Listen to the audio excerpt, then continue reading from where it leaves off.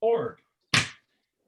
All right, welcome everybody. I'm Hernan Mayol, and I am the founder and chief volunteer for Apprentice Worldwide, an organization that started in 2014 to empower young professionals and emerging leaders to succeed. That's what we do every day of our lives in this organization. We network and learn, right? This is what we do. And before we start, I wanted to share with you a little news. And tomorrow I will send a picture to you guys.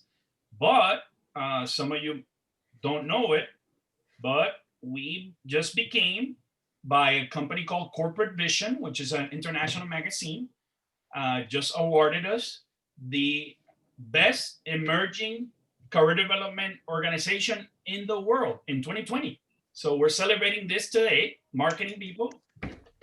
So you're gonna tomorrow I get the DHL package sent from London, and I'll share it with you guys. So it's like the World Series trophy. I'll pass it to every member, so you can take a picture. But we're excited about that. We do a lot of work. We have around 12 global industry groups. So this is the marketing global industry meeting. But we have health, and we have wealth management, finance, entrepreneurs. We have a lot of people. We are like around 1,000 people in 40 cities. My goal is to be in 50 cities by the end of this year. Our latest team, Nigeria and India, Noida, India. We have members in Noida. And hopefully some of our speakers here can help us get to other places. So we're in Idaho, thanks to Chrissy. And, we may be in Alaska, thanks to Ken. So we'll see. But with that being said, now I leave it to my co-host, Alexandra, who will introduce herself and take over. Alex. All right, thank you. Well, thank you, Hernan, for this opportunity. It's very important for me. I was telling everyone that was with me in the waiting room that I recently graduated. I graduated in July from FIU in marketing. And for me, it's very important to grow. And I think we can all agree that marketing is. The tissue paper? Okay. You? Whoever has that. All right. So, like I mentioned, if you are not a speaker, you have to put it on mute. So I see one person that's not a speaker that doesn't have it on mute, so I will mute. Okay, go ahead. Sorry about that. So yeah, I mean, I'm very interested in growing my experience in marketing and getting the advice from all of you that I know have a lot of experience and a lot of wisdom in that sense. So yeah, I'm very interested in getting to know everyone. I think the only person that right now I haven't heard of is Anna Fajardo, and I know a little bit about you because my friend Tanya, she works with you and she looks up to you. So I'm very excited to get to know you as well. Oh, thank you. I hope she's here. Tanya, are you here? Say hi. I think she will be shortly. Okay. Okay. I'm happy. So you want me to start? Just introduce yourself. Yeah, to okay. Kind of know you a little bit. Okay, perfect. So first of all, I want to thank everyone for being here, joining us this evening. I'm Ana Fajardo, as Alex said. I work at Up Ideas Agency. That is an agency focused on digital marketing and advertising.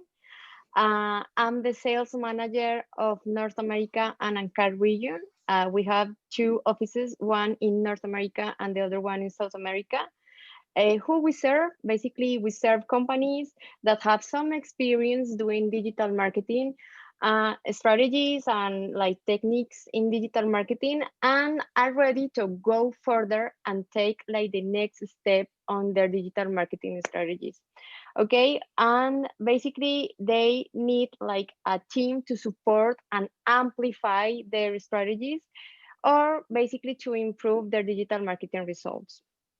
Also, we work with business that want to start their digital marketing presence doing like in a structured way, you know, and in order to have better results, they join a team, a professional and a specialized team on digital marketing. Those are the type of business who we serve. That's basically what I do. I don't know if you want me to say anything else. No, that was perfect. Thank you so much. Now I think who else is, oh, yeah, I think I pretty much have gotten to know everybody. Well, I see Dalmis and Stephanie that I also know. Thank you for joining. I see Tanya too. I do not know Alyssa or Benjamin. So we if you guys. So we gotta go around because this is a timed event. So go around the room with all the presenters. Each one has a couple of minutes to introduce themselves, and then we'll get to the questions. Yeah. Okay. So next up, pick. Is I think Chrissy. Yeah, Chrissy. I'm sorry. Okay, hi everybody. Look, I made Christmas hair for you guys. I put red in it for the event. Oh, I love that. I thought it'd be festive. I know it's early, but you know, in the background. we're trying to rush 2020 to get over, right? Because 2021 is going to be better. So I'm Chrissy Larsen. I'm from Boise, Idaho. I run a LinkedIn automation software marketing company. We're based on relationship marketing. My background was in healthcare. I used LinkedIn when I built a pairing algorithm for my first medtech company as proof of concept, which then is how it led me into working on LinkedIn and advising all aspects. Now I kind of, actually just wrote a course on it. So for the solopreneur individuals looking to write resumes, that type of stuff for everybody. But my agency, we specialize in enterprise companies, helping them to build out supportive teams and working with relationship marketing. So that's kind of, and I'm a goat farmer. Gotta throw that in there. Thank you. Thank you so much, Chrissy. And I think next we have Michelle, if you want to say something. Hi, everyone. I'm really delighted to be here. So I am a serial drinks marketer, I guess. So I say that because I've spent most of my career in some form or another of beverage marketing. I discovered marketing as an undergrad at University of Miami. I was originally a finance major, discovered marketing while I was there, and I never looked back. I was fortunate enough to get an amazing entry-level job right out of college with a soft drink company. It's a combination of hard work and being at the right place at the right time. The international business has exploded and the company really grew. And during a 5-year period, I had the privilege of working and traveling around the world, everywhere from the Middle East, Asia, Latin America, Eastern and Western Europe. And that was really amazing time in my career. After that, I went to Bacardi and I spent 10 years at Bacardi. So I went from soft drinks to wine and spirits. Admittedly, a little more fun, a little bit different. And I had a variety of marketing roles over the 10 years that I was there. I worked on some amazing brands like Grey Goose Vodka. The last role that I had when I was there was as Vice President, Head of Marketing for North America for a portfolio of their brands. Most recently, and now I'm Vice President of Marketing with Vero Water. We are an eco-friendly alternative to traditional bottled water. So we eliminate single-use plastic and glass. So I love working for a young and entrepreneurial company. We're doing something that's good for the planet, good for the environment, good for people. And that's something that I'm particularly proud of. So those of you who live and work in Miami or any major metro, you've probably seen us. We're in about 300 restaurants in Miami. So definitely try us out when you're out there. So I met Hernan at UM. I went there undergraduate, and I later got my MBA from Northwestern. So that's pretty much about me. All right, thank you so much. That sounds like a really cool experience working with Bacardi. If I could please have a short introduction from Victor Bao. All right, the keyword is short introduction. I'm going to make this brief and short, just on things I've done.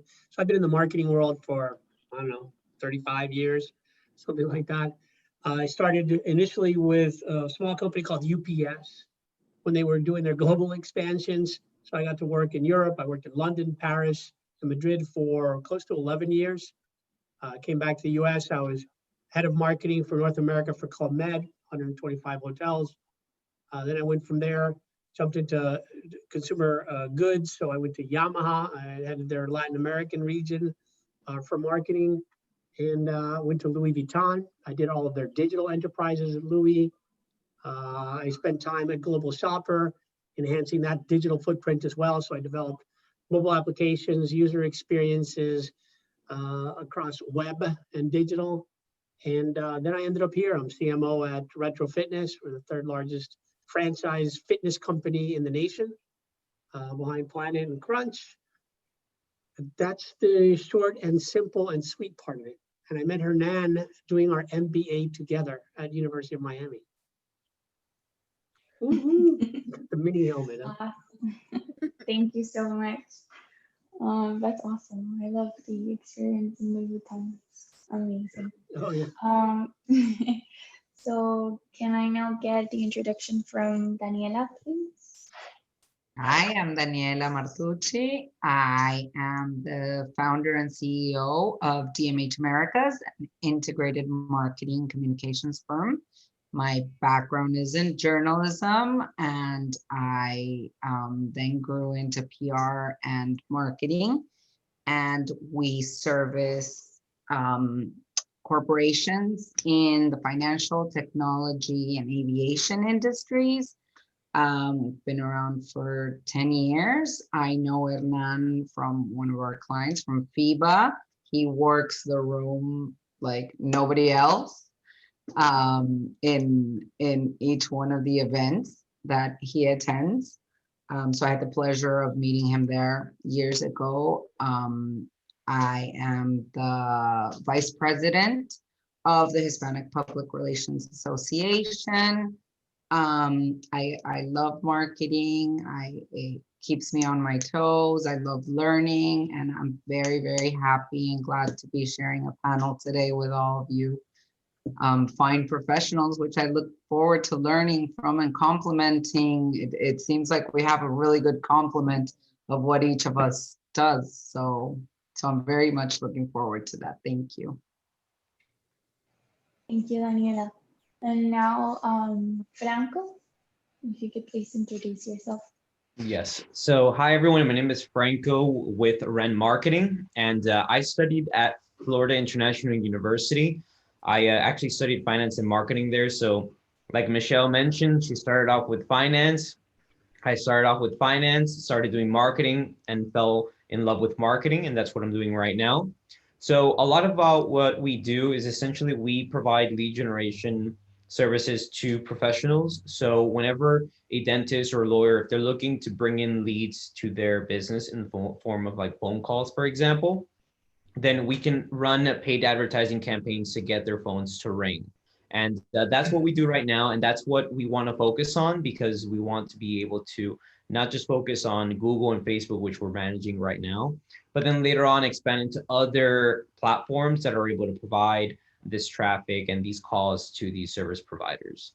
And that's a little bit about me. And I met Hernan at a networking event, I think about a year ago. I think it was a networking event.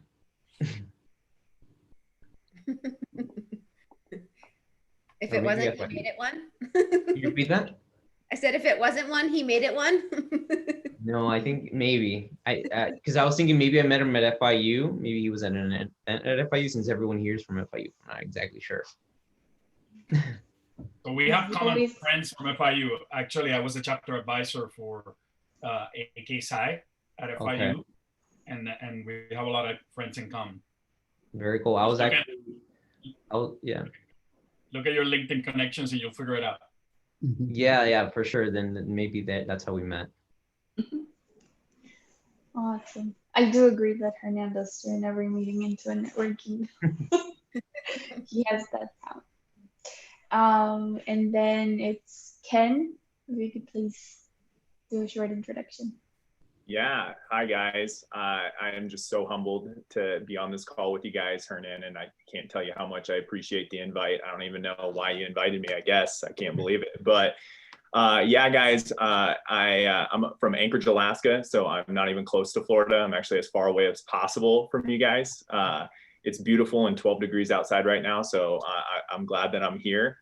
But I am a director of operations and sales at a marketing firm that has an office based out of here, but it's across the country. We have clients across the country.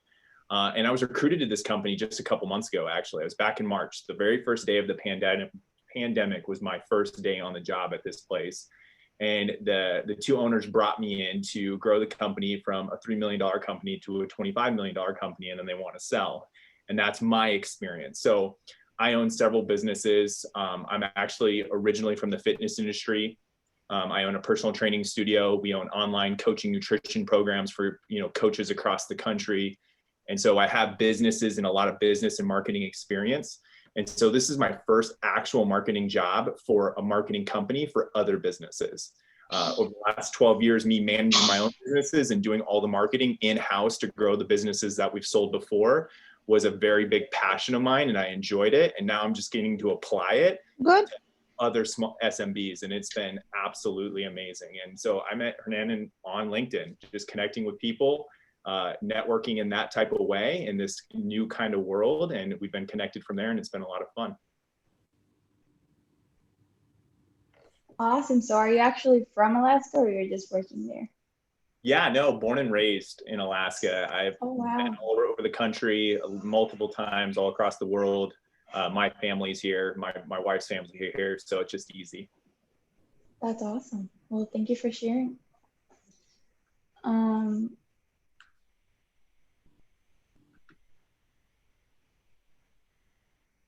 She's muted. I'm muted. Yeah, I got it.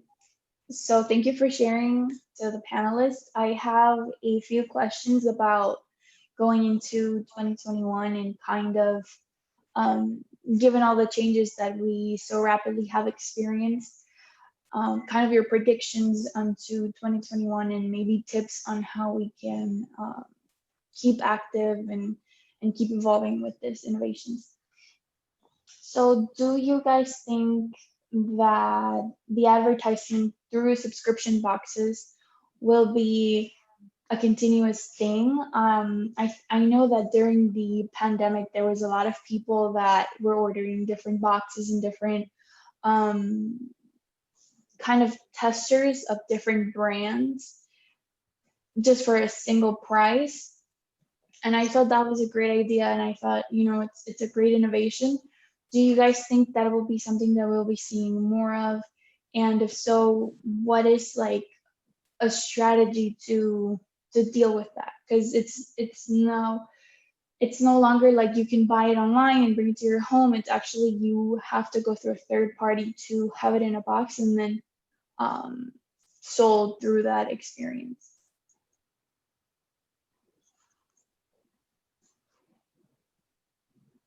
I don't know who wants to answer first.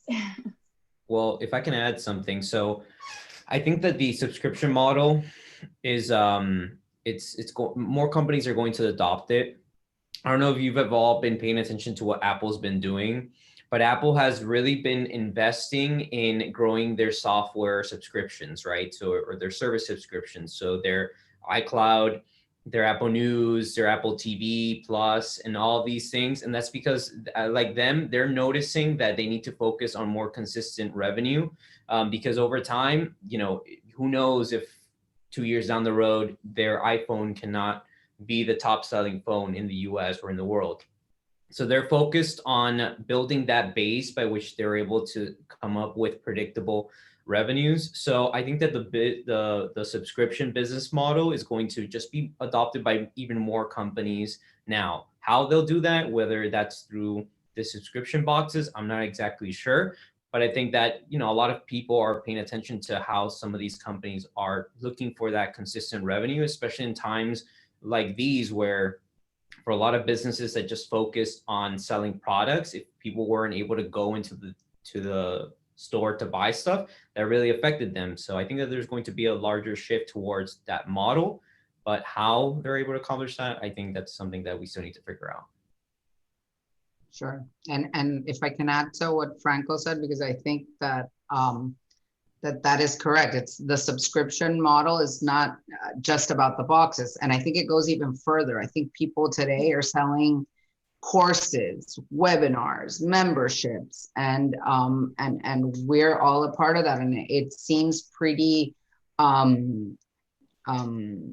adequate and convenient, you know, when you have these types of services, and like Franco said, that is why you adopt them. And for example, for marketing, we have a lot of that for staying up to date with the latest tools, with the latest trends, and we need to subscribe to these things so that we can stay updated. So it's not just about the boxes. I think a lot of businesses, and I think Chrissy was mentioning, for example, she has a course right now, and that's something that she can, you know, subscribe people to, and it's a constant driver of revenue for her. So it also makes people investable. So for all these digital marketers or product marketers, like if you go into a bank and just try to get an investment on your digital products and store, you're not necessarily investable if you have a subscription and say you're using PayPal Pro with their web bank and their working capital. It allows you, based on that monthly revenue and those subscription models, you are now investable. So the moment you get that working capital, then you qualify for their business credit, then you qualify for their MasterCard. Now you've established credits with your business EIN. Now you're actually investable with the bank because you have assets. So that's why everyone's moving to the subscription model on a bigger level, an investment level. Oh, And I agree. I think the subscription model is definitely here to stay. Can you guys hear me? Yes. Yes. I think it's here to stay for a number of reasons. Number one, when you look at the cost to acquire that consumer, you can maximize the lifetime value of that consumer through a subscription. And I know that in the world that I work in, so most of our clients tend to lease our equipment to purify their water on site and on demand. And when we look at the lifetime value of that customer, so if a contract is for 3 years, if we can maximize the lifetime of that contract to 5 years off of the same initial investment to acquire them, it's definitely good business sense. And it's something that we're very focused on how we can, you know, maximize the lifetime value of those customers. So I do believe that it's here to stay. awesome. Thank you so much. Yes, I wonder but what- I think that, excuse me, Go ahead, Anna. who go first? Can I go first? Yes, go ahead. Okay, thank you. But I think that we should take into account that even though the subscription model is like a good way to generate income for a business, it's important to take into account that you should like show and give a lot of value to the customer in this kind of business, because even though sometimes these subscriptions is like a little low cost for the customer, if you are not giving value to them, they can cut it, because it's like, okay, $30, $50, I don't know, I can like use that money to another stuff. So it's important because like the model, it's something really amazing that a lot of industries and business want to apply, but actually you need like to focus on what you are going to give them in that subscription model, because it's not only like to put some stuff like only like a course or some tips or in a topic or another. Is basically that you need to give some value and add value month per month to give them the opportunity to continue with you. So I think that that's something really important to take into account. And actually that's something that we advise to our clients, because a lot of them with this COVID situation are like, okay, we want to launch our subscription model and it's okay, but we need like to create the basis of the business in this model, because it's not the same as the one purchase or the e-commerce model, you know. So it's important to focus like the discussion on that also, because it's important to take that into account. I was gonna ask, Adriana, so we talked about the physical product, you know. So I know Michelle has great physical products that we consume, right? So how different it is, and maybe you know, how different it is from marketing a physical product to marketing you know, memberships to a gym, or maybe you know, marketing people that are out there. So can you talk a little bit about, and I know Daniela also marketing banks, like so it's very different what you do. You want to share a little bit about the strategies that you use to market your own business and how it differentiates? I'd love to hear that debate. I guess I'll give you one. And so in the fitness space, very difficult. And the pandemic has made it even more difficult to gain any foothold in subscription kind of you know, enterprises. So nowadays, everybody who's out of a job is doing Zumba classes online for, you know, a couple of dollars in donation. The amount of free fitness, at least in this space, information and classes that you can get on Roku, Fire Stick, YouTube, anywhere, is abysmal. For you to create a structure where that's your core business purpose, very difficult. Now, if you want to create it as an added value, like in our industry, we're coming out as from a commercial space gym into an at-home product. That at-home product will have the combination of, you can go to any gym, you can work out at home, and then the subscription model comes from the mobile application for at-home classes. Now that you can do, but I believe it's similar to like Peloton. It's the bike, oh, and then you've got a subscription for the classes. But without the bike, very few people, I think, would subscribe to a class with such an abundance of free information. The internet brings too many free things, and it keeps us from charging for those things. And then I can't tell you, you know, we've got a podcasting facility and a facility in a studio upstairs, and I can't tell you the complexities of the content that has to be put on there. So now it just becomes even more difficult. I think there's some key leaders, you know, Fitness Plus, somebody mentioned Apple, so they went into Fitness Plus. They're doing it, Nike's doing it. So it becomes very difficult. They have the product, and, you know, as a combination around the product, you've got that subscription model. But they have a lot of value, a lot of money to put into entertaining content. And they can really reach out and do it. For us, as you know, if we were entrepreneurial and did the first one, it'd be very costly and difficult for us to do it, to gain a good foothold. I encourage everybody to do everything though. Like, you never know. So multi-channel strategy. How about marketing? How about marketing? I know insurance companies. So Ken, I know you have some insurance clients and some financial institutions in Alaska, and you market it in a different way. You want to talk a little bit about you know, some strategies to help these type of businesses? Yeah, I mean, the subscription model, there's a lot that we've been doing for a lot of clients, and I definitely think that it should be a part of, unless it's a very specific thing. I think you can make that like you're the expert at that. But when it comes for like the insurance agencies that, you know, clients that we have done, is we really almost position the person as the expert, and we don't even market anything to do with insurance. We just build brand around the person, which makes them unique. Why would you want to spend time with them? Why would you want to invest in their business? Why would you want to be a part of them? Is how we've done a lot of that personal approach. But the most important thing, and almost something to pay attention to, and I know Franco and I were talking about it, you know, when it comes to information and how information is being shared or not shared, and there's going to be a lot of changes in the marketing world here over the next few months with what Apple's doing with iOS 14, is, you know, okay, what are you doing with what you're converting? And that's all good. But what about all the people who don't convert, and how are you keeping them in your pipe? And so really controlling that ecosystem of who doesn't convert. And so that's a big part of what we're doing at our agency right now, especially for, you know, people selling insurance or debt freedom or any of those things, It's okay, great. We go get those clients that convert. What are we doing with the ones that don't? And how are we actually continuing to engage with them, 15, 20 touches later? And then they're coming back because they like you, they trust you, and they see value in what you have. And then now they're ready. And that's where we're getting a lot of success with a lot of people in ways that you wouldn't be seeing in the traditional marketing per se. Can I say something on that? Yeah.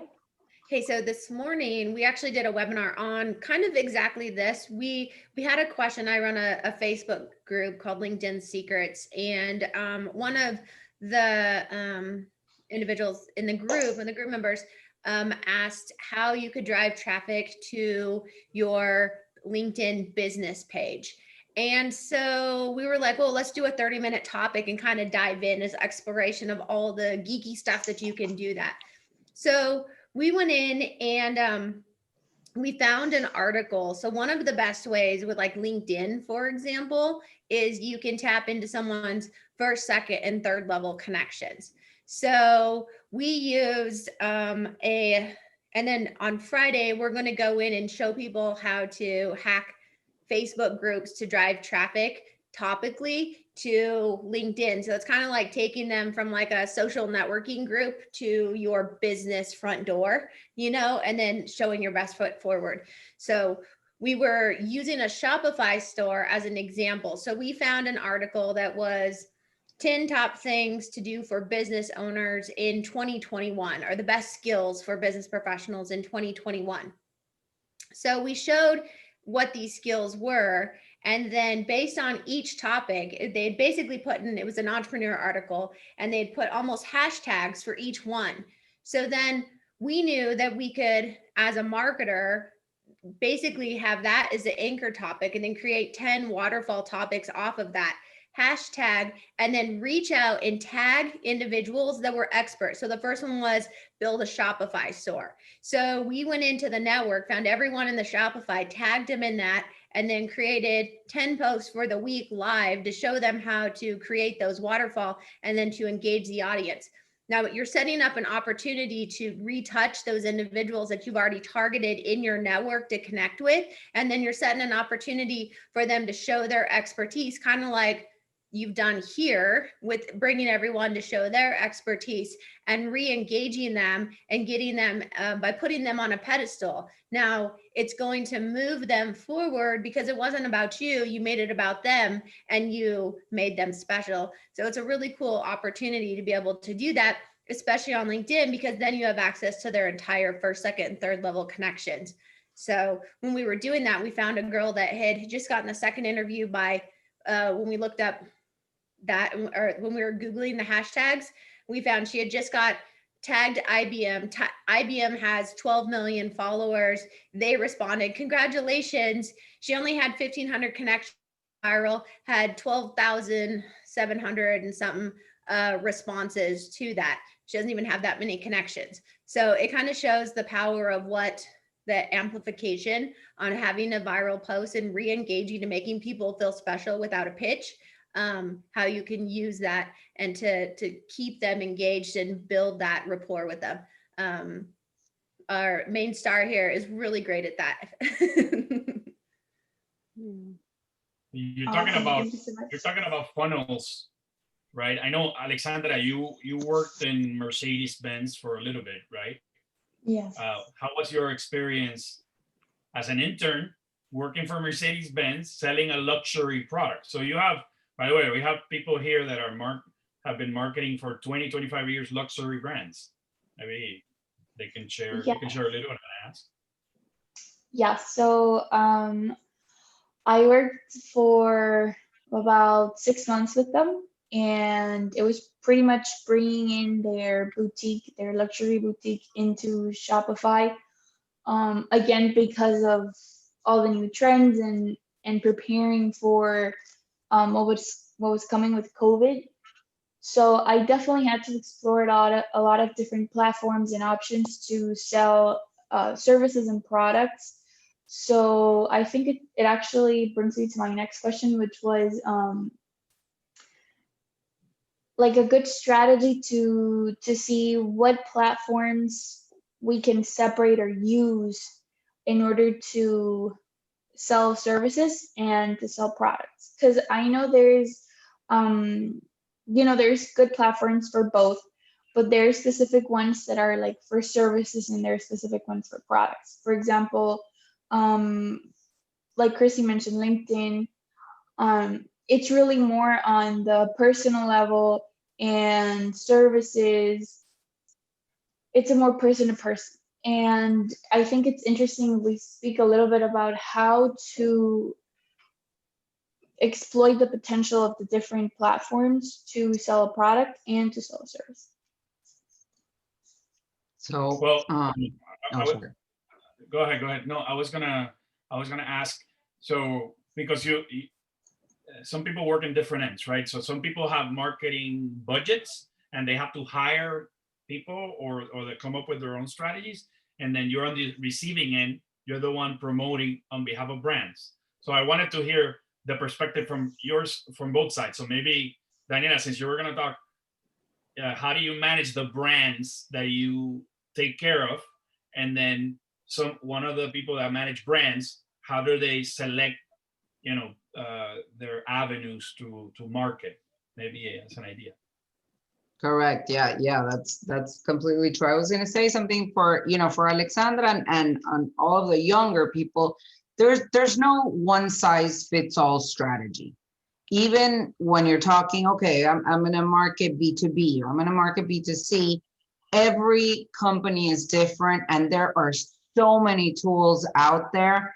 And then you have people who are very specific to those tools, like Chrissy, who does LinkedIn, or Franco, who does lead generation. And so, for example, for us from an agency side, what we look to is put together teams for each specific company, brand, organization that can cater to their business objectives.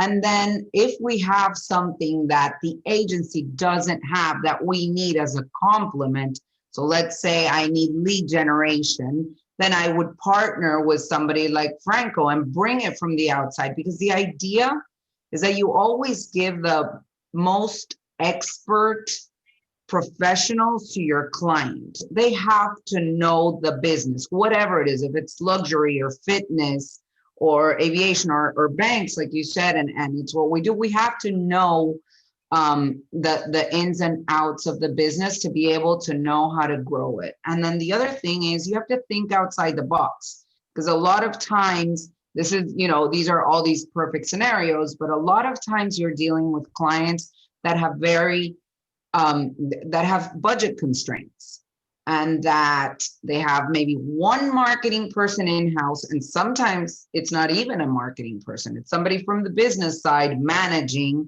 and outsourcing that to an agency like us, and looking to us to become that trusted partner and that trusted advisor that they can look to carry out those strategies. So you kind of become a part of the team. And you have to think outside the box, because sometimes you don't have all the budget that you need to be able to do all of the things you do. And you got to kind of pick your battles and figure what it is you're going to do. And then lastly, I am a metrics fan. That doesn't mean that I don't believe, because I do, in the grassroots, things like TV ads or radios, or I do believe in all that, but I am a metrics fan. So I look, and with the team, it's analyzing and listening all the time to how your audience is behaving, so that you guys can fine tune your strategies that you set out to carry out, and you can always make them better and always change that road. It's not because it's not set in stone. And that is the beauty of marketing and all of the tools that we have. The hard thing is to stick by something and really know it. And for that, I think you have to look for your experts. And that is why being part of groups, peer groups, things like what Hernan is putting together are so important, because we learn from each other, and each of us has a little expertise that can add to what the others are doing. And then together you can just be so much more and grow so much more. So you hit it in the nail, by the way. So there's no coincidence, but every one of you has a unique niche aspect to your business. And by the way, that's one of the reasons why I asked you to speak. Every one of you has a differentiating factor that makes you unique. And you can ask me, for example, one of the things that Ken says that we met in LinkedIn. But what really impressed me about the business was the image, right? They take care of the image, and the way they portray the image of the client is very strategic. So he sent me some videos and things about the websites and things that I found unique. By the way, I studied marketing. My dad was the CMO for Blue Cross Blue Shield in Puerto Rico. I just happened to be a banker for 25 years, but my passion is marketing. And again, when I see the visuals, I always get very impressed. I didn't want to miss either Michelle, who was handling one of my favorite brands, which is Grey Goose. I remember that you had so many different ways to market that were non-traditional. Like besides this going around and marketing digitally and with budgets, I remember you getting on the plane and going to different places and promoting. So Ken first, and then Michelle, if that's okay. Yeah, I mean, I think most of us understand in marketing that graphic design is a cool thing because it creates an emotion, right? Like an image can create, a thought or a feeling that can lead to the next step. And so, at our agency, we really focus on high-end imagery and videography to really stop the scroll or create that hook. And so really, taking it through all filters. And I think one of the reasons why I am super new to marketing, but something I've always wanted to take a filter through is really the customer's perception is the most important thing. And I think there's a lot of times, especially as marketers, like we get into certain things, like I love LinkedIn and I spend a lot of time on LinkedIn, and we perceive our thoughts onto our clients or our prospects. And so really just removing all layers and really looking at it from the customer's point of view at all times, and really making sure is what makes me feel good from a customer's point of view, and then how does it help them take that next step. And so definitely on the creative side of things, the graphic design side of things, no shortcuts for sure, is what we have found a lot of success with. And I know some people don't have that as a focus, but like Daniela said earlier, there's so many different ways. What's the most important thing is whatever you're super confident and motivated behind, go after that and go focus on that, and nothing else will really matter because you're confident in it. So I just want to make sure that I address the last question. I know there was a question about the delineation between the various platforms. And I guess there was a time where there was a very specific delineation, and there were certain things you said and did and behaved in a specific platform, whether it be LinkedIn, whether it be Facebook, what have you. But I do believe that it's very much blurred in these times, especially now. It's really all about how you show up. You can have the same story, but show up differently in LinkedIn than you do in Instagram, than you do in Facebook. And I'll give you an example of that. And it's just making sure you respect the audience that's there and you adapt the story to the appropriate tone. So in February of this year, Vera Water was all over the red carpet in Hollywood. We're at the Vanity Fair Oscar party. We're at the Golden Globes Best Performances party. We did all the fun red carpet stuff. So that story about Vera Water at the Vanity Fair Oscar party in Instagram was very much about the celebrities who were, seen drinking and the glam of the party. But that same story showed up in LinkedIn as an industry piece about how Hollywood was adapting to green solutions for production, for filming in the offices. And we completely spun that same story to that. So I really think that's really more of what's happening there. To answer Hernan's questions, yes, so I am a huge fan of sort of the intersection of all things traditional, TV, radio, billboards, all of those things, live experiential where you bring consumers together, and from that event you can create content, you can generate PR, and from that you can generate social. So that's really where I really get excited. It's some of the most favorite things that I've ever done professionally have been in and around those types of things that you can bring that together. Also a huge fan of branded entertainment, partnering with broadcast partners like Sundance Film Festival, BET, to really curate content with talent and use that to help tell your brand story in an authentic way. So there's a lot of ways to do it. You know, we all spend a lot of time in a plane. I've been blessed to kind of have by accident checked off my bucket list through my jobs. Like the things that, you know, you always dream of going and doing and seeing. I've been lucky enough to do that through my work. And, you know, all I can say is that I'm thankful for that. Okay. Thank you. I want to Well, add something. I don't know. Well, if I actually, I can. was going to ask you something. So you're perfect. We're Let connected. me ask you something. I'm going to lead you, and then you can add because you'll continue talking. So two things. I wanted to ask you, Anna, and then Franco a question as well. So Anna, I know you bring the bilingual and multi-global marketing side of the equation, right? So you were a Colombian agency and now you're starting in the US. So talk to me about the differences between marketing in Colombia and then coming to this market and marketing here, and how you have adapted to that. And then after that, Franco, I wanna hear about you as a young entrepreneur, right? So these people are very experienced, many years in marketing, but you're coming with a different set of eyes as a new entrepreneur in your agency. Talk to us about that experience. So Anna first. Okay, I want to add a little thing to like answer the question that Alex made. And it's that it's not like a perfect platform for a product or a service. Basically, the platform is based on what your customer avatar is. You know, the big thing that you need to define is who is your customer avatar, but not only in a demographic way that is usual the way in which marketeers do it. You should define also their personal and professional information, their values, their fears, their goals, their challenge.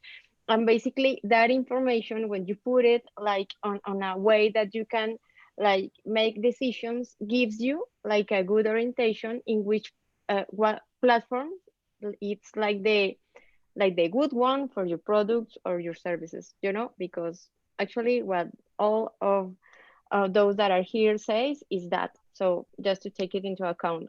Yes, Hernan, I start in the same company. App Ideas Agency have two offices, as I said. So I start my career like 5 years ago in App Ideas Agency in the Colombian office. And basically, I have to handle with a lot of clients, not only Colombian clients, also Latin American clients.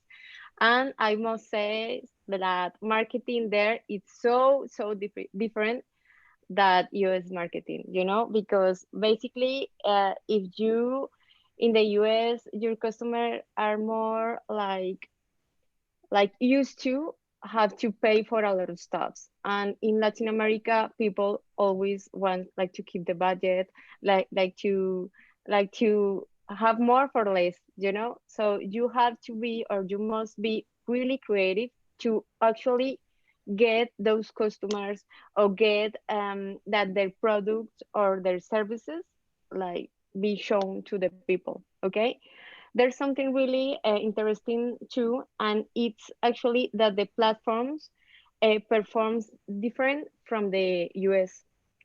And basically a lot of stuff that you are used to look in the US or Canada or North America are so different that the platforms actually are working now in Latin America. So that's something really interesting, because a lot of people thought that is the same, and it's not the same.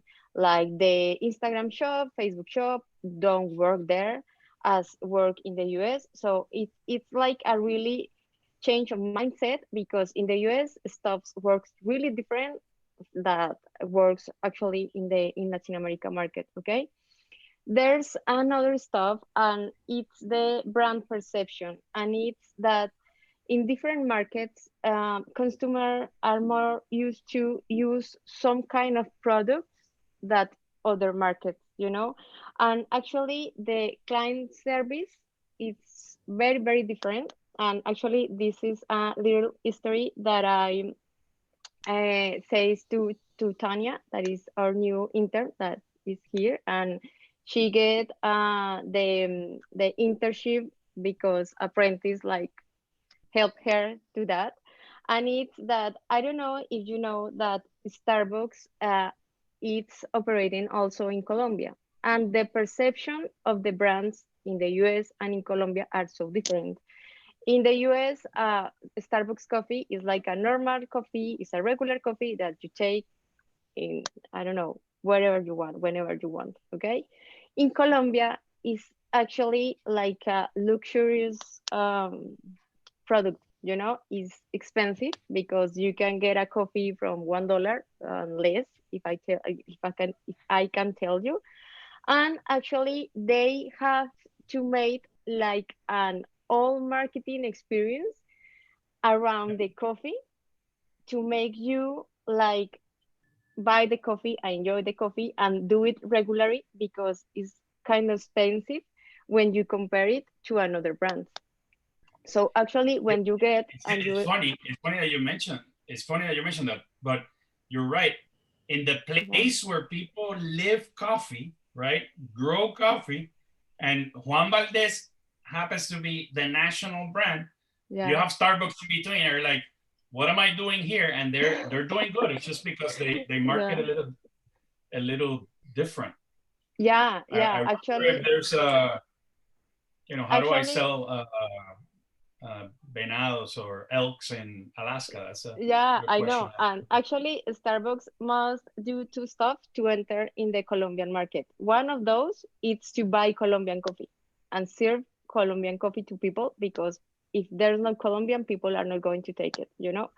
And the second stuff is that actually when you get in a coffee shop, they ask you for your name, but it's not to call you to give you the cup of coffee. It's to, they write to you a message that is like, oh, you look awesome today, or I love your earrings, I love, I don't know, whatever. And when you get coffee, you are like, oh my God. And people get so excited about the message. So if you think, and I remember that Tanya told me like, really, that happened there and people love that? Yes, because I'm paying like 40% more in a coffee that is the same one that, I don't know, Juan Valdez or Oma or other coffee store, and they have to make that marketing strategy, you know? And actually with digital marketing, it's so different. So something that I was actually talking to with Benjamin, you know, it's that every market is so different, and you cannot pretend that what works in the US is going to work there, and in the opposite side, that works in Colombia is going to work here, because it's so different. So what we do as an agency is to, first of all, like take into account what's happening on the market, what your competitors are doing, because that gives you like a scope of what is happening in that market that you want to introduce your product or your service. And the second stuff is to define your customer avatar, because that is what going to give you the best platforms, the best message, the best artwork. It's going to be a video or image or whatever, but you must have that into account. And that's like the learning that I have like been constructing in my experience in App Ideas agency. So that's like the awesome. So there are differences. You need to understand these key differences and having people that understand that market. So understanding the market, I want to understand Generation Z. Franco, what do you tell me about Generation Z? Well, I am still millennial. So based on your question, right? So just to rephrase, you wanted to know why I went to the route that I took right after college. right? Okay, cool. So so I was fortunate enough to have several internships while I was a student at FIU. I did an internship at an aerospace company, and then I also did an internship at a bank institution, and then I also did an internship at a venture-backed firm, right? Where I just like to put it in there. The founder was on Shark Tank, but through those experiences, I realized that just going the corporate route wasn't going to be for me. So for me, what I kept on hearing, right? Well, one of the things that I experienced was that I hated doing the same thing over and over again, right? Whether it was doing, reports and working with teams on the same exact thing every month in the aerospace company, or doing research at a marketing company, right? Just I'd like to be involved, right? But I also wanted to be among the decision makers who would also be talking to other decision makers and thinking long term and thinking top level. So that was one of the things that impacted me and made me realize, you know what, maybe I want to start something else. But then the other thing, second part, was that I was actually able to speak to other people within those companies, and a lot of them shared that they had wished that they had taken different actions while they were my age. So a lot of them were 60 years old. They, a lot of them were about to retire. A lot of them, they did well, and the companies paid very well, but they all, or not all, but many of them brought up the same regret. And that was that they wish they would have started their own business, right? A lot of them said that when it comes to like corporate America, there are many people that can replace you, right? And at this time, I think Microsoft was actually laying off a lot of people in their company for some reason. I can't remember what it was. So that kind of motivated me to go the route of starting a business. And the venture-backed firm that I worked at, that would kind of seal the deal, because it was that environment where, like I mentioned, I was able to try different things. I was able to talk to the decision makers who were also like, we need to figure this out. And then after that, I told myself, I'm going to take the risk while I can at this time. Luckily, I didn't graduate with any student debt. So I'm going to go take this risk right now, build something that I am going to enjoy building, and then start more businesses later on. Because marketing is what I like right now, but this doesn't mean that this marketing agency is going to be my only business. I'd love to grow many more in the future. But that's pretty much it. I don't know if that's kind of what you wanted. Yeah. So it's fascinating, because when I met actually Victor, he was a young guy like you and wanted to get into the business as well. And he started in big brands, and he did it on his own, that he changed his mind 20 times. So Victor, why don't you share a little bit? I know he's a lawyer, by the way, that does marketing and all stuff. Marketing. So why did you fall in love with this stuff? And by the way, how do you hire the people that are, when do you make a decision to market it yourself versus hiring somebody? That's also important, because you have skills. You can get on Instagram yourself and do it, but there's a time that you have to make a decision and change, no? Yeah, so yeah, I did my own route for a long time until 2008. So the last crisis. So I'm kind of glad to be working somewhere else, not during the crisis. So when I first started, I started entertainment. So I worked 5 years as an agency for Mark Burnett. I did CBS Survivor. So for 5 years, I was out with him, scouting different locations and bringing that entertainment platform as frontline production to the world. So it was great fun. I had a blast, traveled 48 countries and spent my time just creating these entertainment venues and challenges that appeal to people. So I loved it. As far as when I do it myself, I try to avoid doing it myself because I'm too old now. I'm too tired. But I could do it all the time. So I can go in, I can build my own website, I can build my own app, I can do all social media, I can do it all. Do I do it right? Yeah, probably. Do I have the time to do it? Absolutely not. If I did that, there's nothing else I could do. So when time becomes an issue, it's time to look for help, and it's outsourced help. Where we're at today, I've insourced a lot of what we're doing. only because what's happened in the digital space is the speed. So everything is so quick. We've got hundreds of franchisees, every one of them in a different territory. It becomes difficult for me to call an outsourced agency and then wait for 3 days for that production cycle. I need an immediate kind of creative. I need an immediate response on social media.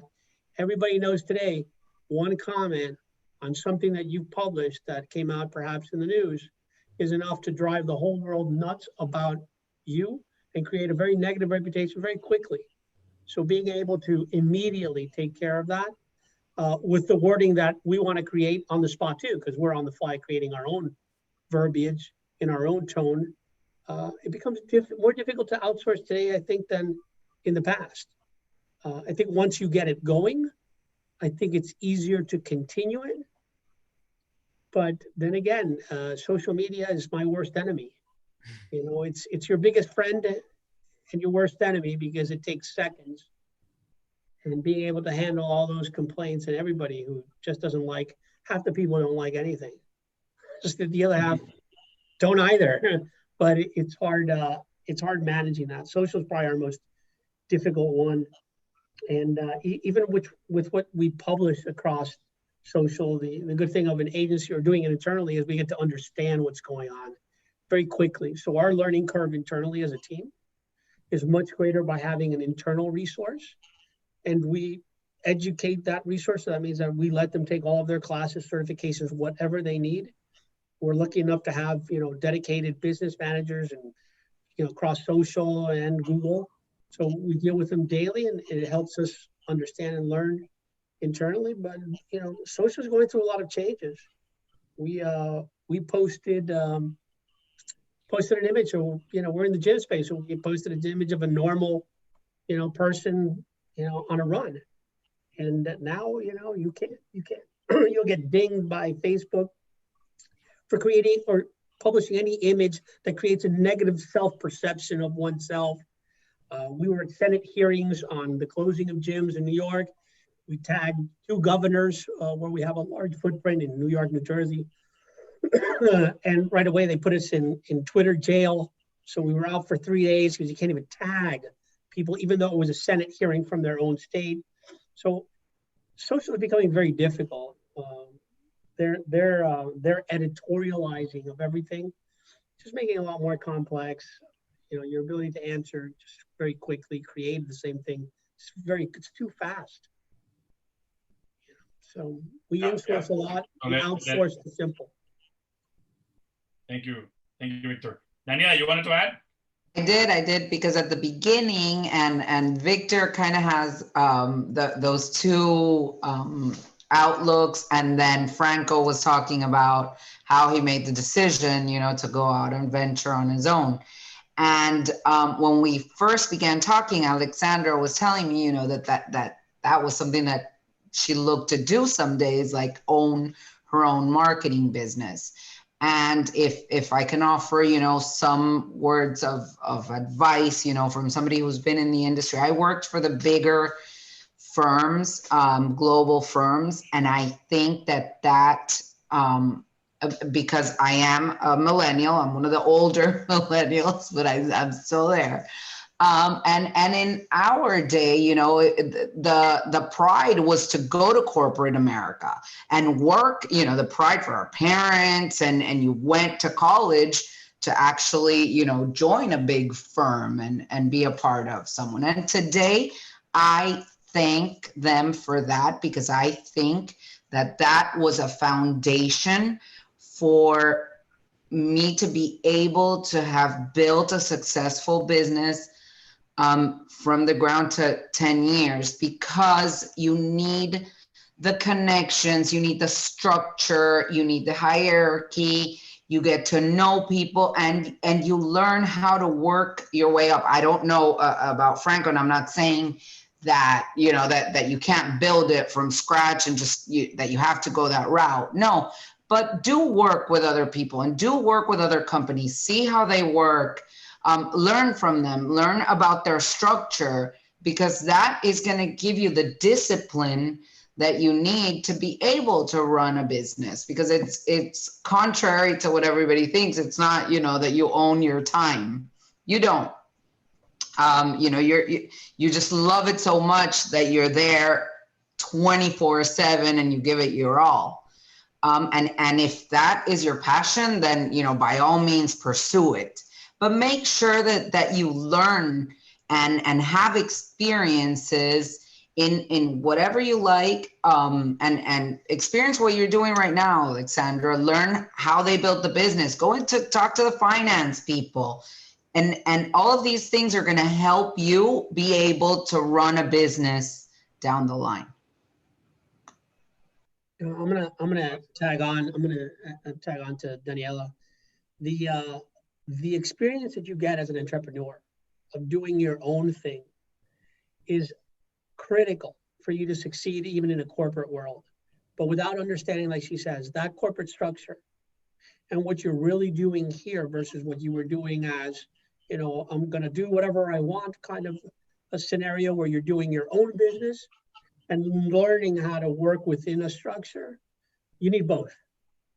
So the more you can get both of those experiences, the better you're going to do at getting clients where you walk into a corporate office and you know the hierarchy, how you're speaking, and who you have to, you know, whose jokes you have to laugh at when you're in there and whose you really don't, and who you have to show work to and who you have to show just reverence to. So there's a lot of learning inside that corporate structure.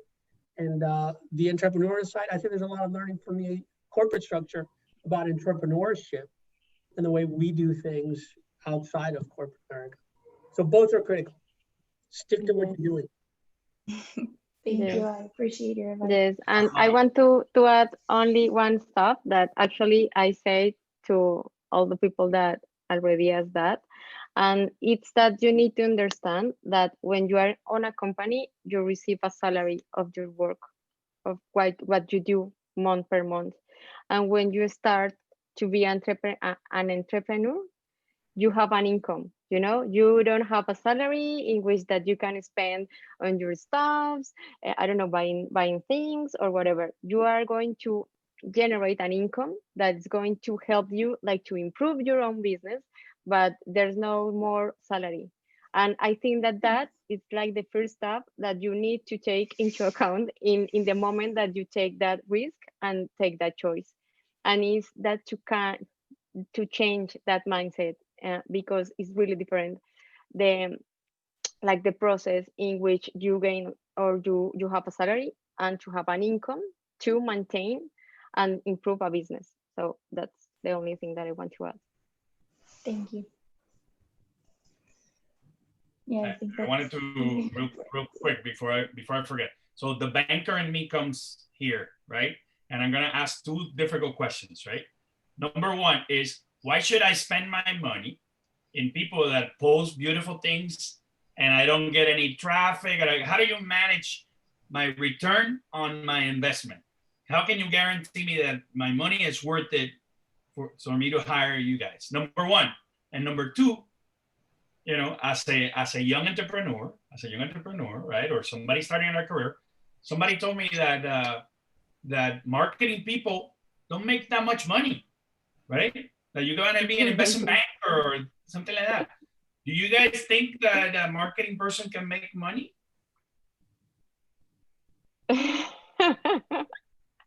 Excuse me. Yeah, Anna said it all. Anna's laugh said it all. So yes, I did say run. I was mute. Excuse me. No, it's okay. That was a good answer. Okay. That was definitely a good answer. I mean, it depends. It depends on, you know, my particular experience is corporate. And no, you know, it's a lot of work, because it's a lot of work, not just because it is a lot of work. Like Victor said, you have to know so many things and the immediacy of it and be there and answer. And people expect you to answer. It doesn't matter if it's Sunday or Saturday night, you know, it's a customer and they can ruin your night or the rest of the year. So, I mean, I don't think that I'm not going to say that you should go into this for the money. You really have to have the passion. But Hernan said something that is key and that you run into a lot is what we do. And I'm sure that all of you guys run into this, but what we do, everybody thinks they know how to do. Because everybody is on Instagram and everybody's on Facebook and, and so they know how to do it. So why would I hire you and pay you this much amount of money? And that is a challenge that you have to overcome, and show them really that you can get them a return on the investment. And it's not magical and it's not fast. But it is definitely provable today, more so than, 10, 20 years ago, but it's definitely provable. I have a question. Chrissy, you appeared in the moment that I was gonna comment about you. So I gotta prop Chrissy, because one thing that I always is return on whatever investment. By the way, Chrissy did an experiment with me, which is something that I have in my heart, and that's why I love her so much. Well, there's many reasons why I love her, but the one of the things is in 3 weeks I have 1,000 new people on LinkedIn, right? And we did it because you did it as a service to our community with Apprentice. But this is for somebody that is in any type of product or service. What you're doing is so valuable, and people don't understand. It takes years to build a network, years, right? And you're helping people using the latest technology to be able to do something in a small period of time. So I think it's worth every penny. Talk to me about how you do it. Me? Yeah. So one of the things, actually, we just did another experiment. We took someone from zero. We took two somebodies from zero. So we were doing two different social experiments to prove, because a lot of people are like, and actually this is really valuable to Apprentice worldwide, because they were 23 and 25. So the reason we did this is because a lot of people are like, well, I can't build a brand or, like a career, what I'm doing at that age on LinkedIn. They're not going to see me as I take it back. We had three of them, because we had three different guys, one in the hemp industry, one that was a musician, and then one that was a partner in an insurance firm. Okay. So we came at one as niche specific, right? So he had zero connections, and we went specifically for the cannabis industry. Now, if you go to his news feed, because 100% of his connections were intentional for the industry that he was going for. So every single post is his industry specific. So it's very easy for us to engage and comment and build those relationships, because it's so niche specific that everyone can, and those circles are really small. So you build a really great reputation, and they'll give you a handshake and a referral to everyone in that network. So that was really cool that we were to show that within 2 weeks time, that what would show up. We predicted what would happen. We reached out, and we were able to 100% prove it. The other guy, the partner, he wanted to come in as, he was a big deal. He could coach people. He was 25. And so he wanted to go after golfers. Well, one of the golfers was like, do you even know who I am? My daughter is 2 years older than you, and like just ripped him a new one. Right. And so we had to go back and recon and say, hey, I'm backed by my other partners that have the, I feel I can come to you with this, but we changed the approach, but he wanted to start off that way. So then the other one, who's 23, we came at it was, I'm eager to build my career. I'm stepping out of my comfort zone. I'm wanting to do this. He has had investment opportunities. He's 23. Investment opportunities. He has had more referrals than any of our clients to date. More referrals of people just wanting to help him. Like, hey, I just want to help you out. Like, the way that you've presented yourself, so excited about the world and, just about these things. Everyone wanted to help. So it's really, in my opinion, knowing who your target and what you want your outcome to be, and then the story that you tell. We are in a world of storytelling, so it doesn't matter. And the reason, so I mean, I'm a digital marketing expert across most of the platforms. I always bring them back to LinkedIn because you get their phone number, you get their email address, and you can own that traffic. It allows you to approach them with an opt-in, which then you can remove them from that platform and own them so you can retarget. And that's where Ken was talking about the retargeting and stuff like that, which is why it's like taking people from a networking event to your business location and then building that rapport there. So that's kind of my, like what I just experienced, which I think is such a valuable experience to the younger generation. It doesn't matter. It's just a story that you tell, and knowing your audience and reaching out to them. Yeah. So the return on the investment, right, is you could see it immediately. You could see it with targeted approach and expertise, like Franco. So Yeah. Franco, lead generation. If I can add something there too. So the good thing about digital now is that you're able to measure a lot of stuff with different tools. And whenever we run campaigns on Google, right, we're able to know how much you're paying per click. And then with the right tools, and that's why for anyone listening here, like you need to keep in mind that every type of campaign, every type of project needs key performance indicators. And then you need the right tools so that you can measure and see how you're doing. So whenever you're running Google ads, whenever you're running Facebook ads, all of that traffic is going to a specific area where you want it to go. And that's where you want those people to interact with you in a certain way. With all these tools like, I'm sure you've seen Hernan, like a tool I'm always talking about, CallRail. There are tools out there that allow you to know when people are calling a specific number, when people are filling out a specific form.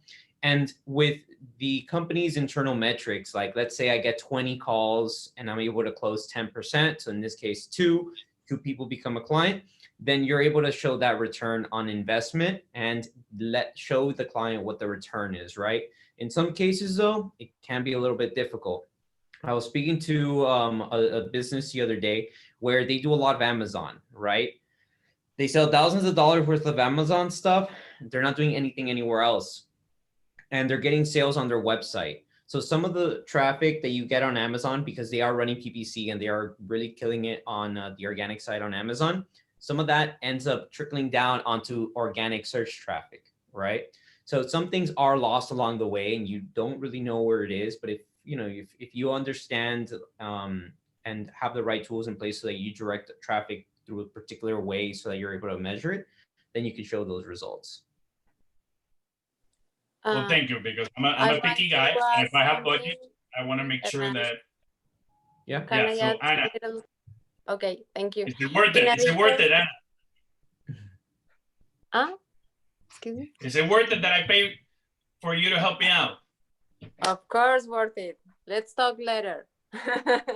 But what I want to add about what Franco says is that actually there's some stuff that some business don't have really clear, and it's that are some objectives or business objectives and marketing objectives or goals, and are so different. You have like the business goal or objective to generate business or sales, okay? But it's not the same when you put it on a marketing level. On marketing, you are talking about leads, generation of leads or opportunities. And this is really different, because sometimes what business hope is that actually you as a marketeer or as an agency made all the stuff, and don't work like that. You can generate a lot of leads, qualified leads, but the work, the finished work is must be done by the business. And this is really important, and that's why we say and do with all clients to define the business objectives and the marketing objectives that we translate in strategic and tactical objectives. So that's something important. Yeah, because if the product sucks, right, that's not your fault. No, right? because if your product sucks, we can sell it, you know, but the important stuff is By the that way, you will never who's tell your selling- client that their products are, by the way. no, but By the way, actually, the reason I'm Tell hurrying them, is tell because we them. have five minutes. Tell 5 them, minutes. tell By the way, them. Victor, your product is spectacular. Listen, the By the way, product, when you the measurement is in the money, right? So we get that there are leads generated. There's a certain amount of follow-up. All this goes into your CRM system. I know exactly how many dollars from your pixels from Facebook and other ads that you brought into the business as a lead. I know whether those leads were quality leads because we gauge them and we rank them. And I know when we've been able to close them. If we can't close them, I force the close. But we capture a lot of information from every source that comes into us. So we're able to tell you exactly what our cost of acquisitions are, our cost per leads are, cost per click, cost per everything, and what our revenue is at the end of it. So the critical part is, how much money am I making? I hate to be so blunt about it, but that really translates. Now, I'm going to tell you one thing.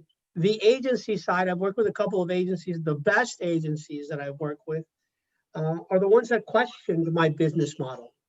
So not so much as divided the marketing from the actual business KPIs, but questioned my model entirely. Those were very interesting. I went Sapient Nitro on a large project, and their question was, I want to see your business model. I don't believe you're going to make those numbers. Those targets are off. And when they started talking like that, then you start thinking about, holy shit, these guys really have something. Because again, like Daniela was saying, I come from the corporate world. In the corporate world, we look at that. And when somebody's challenging the business side of it, I listen. Because there's somebody out there that's probably a little bit smarter than me, probably most people. But I listen to that. But I don't want to, oh, this is a lead gen, not really a close. No. Talk to me about my targets. Am I on? If I'm off, tell me.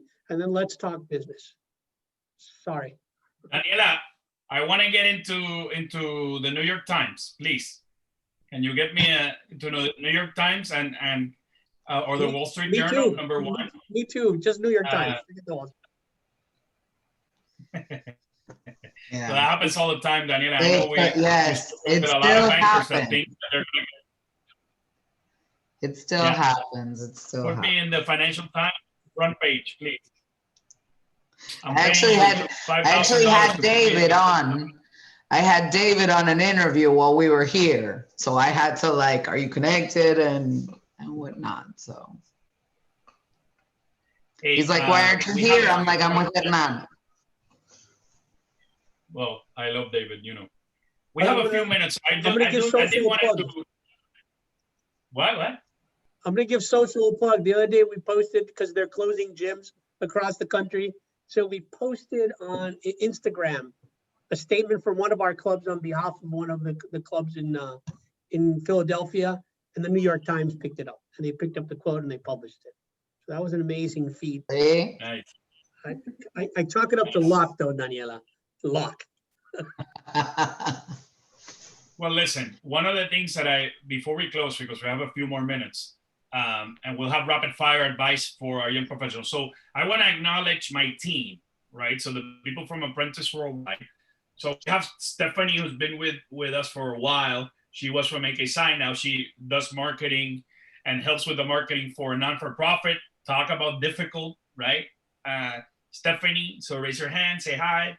I have Tanya, who works now with Anna in a marketing internship. She studies economics and now is dibbling into marketing, which is awesome.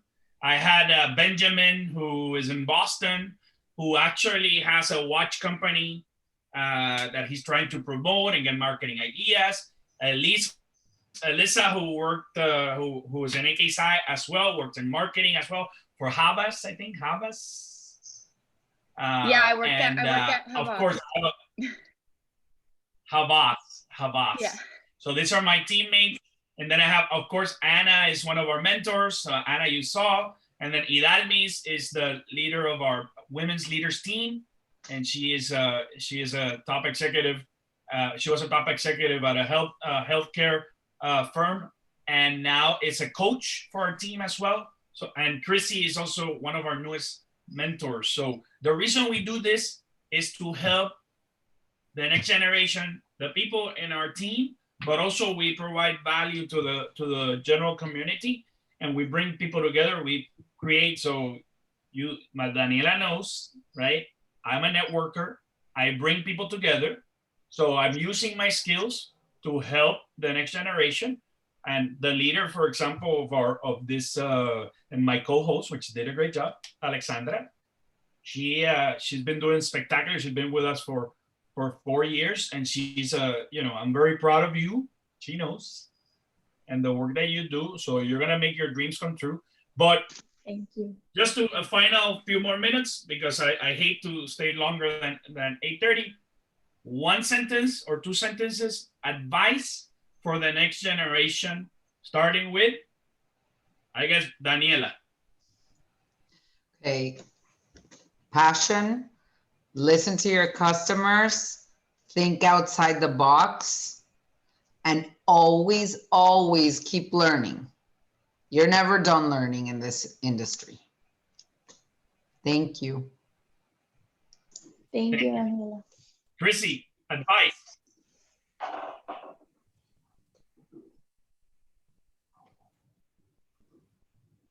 Am I muted? No. There you go. Yes. Okay.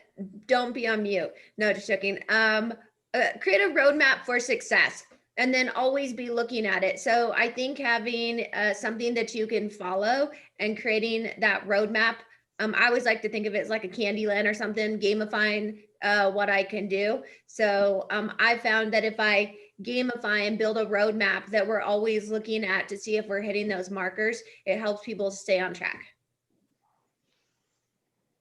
Excellent advice, Victor. You have a lot. What can you give in No, answer to? mine are very simple. So take risk, and more than anything, be happy. That's mine. Good job. Good job. Franco. Right. Advice. So I like what Victor said. Those are two very important points. And then my third one would be just keep learning. And I think that back when I was in college, one of the things I didn't really do enough unless I had to was read. Now I will say, if you like reading, look and see what books are written from people who you admire, and see what they have to say, because they can teach you a lot. And if you don't like to read, listen to audiobooks. Excellent. Anna, advice. Okay. I just want to say that don't do it for the money, do it for the passion. And also take always into account what is happening in the market, the competitors. Don't only take one look around and take decisions. That's all. Excellent. And I saw Caitlin, Jesus, Ernesto, Catalina, Trina, David, everybody, thank you for showing up. Denise, I see you. Carol. So let's do one last thing before we stop the recording.